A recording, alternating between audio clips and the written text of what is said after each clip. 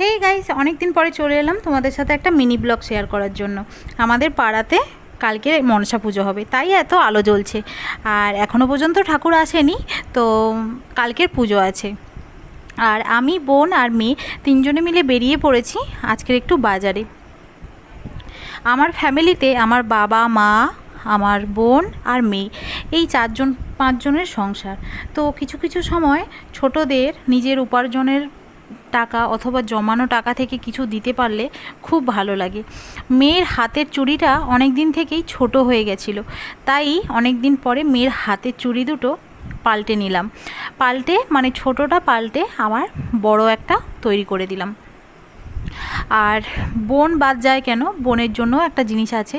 তো আমার কাছে এরা দুজনই সন্তান তুল্য, তাই নিজের উপার্জনের টাকা অথবা নিজের কিছু জমানো টাকা থেকে পরিবারের কাউকে কিছু দিতে পারলে খুবই ভালো লাগে। তো সেই জন্য ছোট্ট একটা উপহার দুজনের জন্য ছিল আজকে, তাই ওদেরকে আজকে একটু বাজারে নিয়ে গেছিলাম। নিয়ে গিয়ে দুজনকে দুটো হাতে, মানে মেয়ের হাতে কিনে দিলাম, আর বোনকে এই যে পায়ের একটা এগুলো কিনে দিলাম।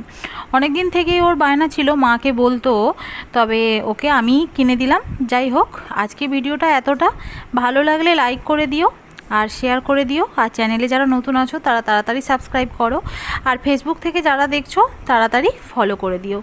চলো আজকের মতো টাটা।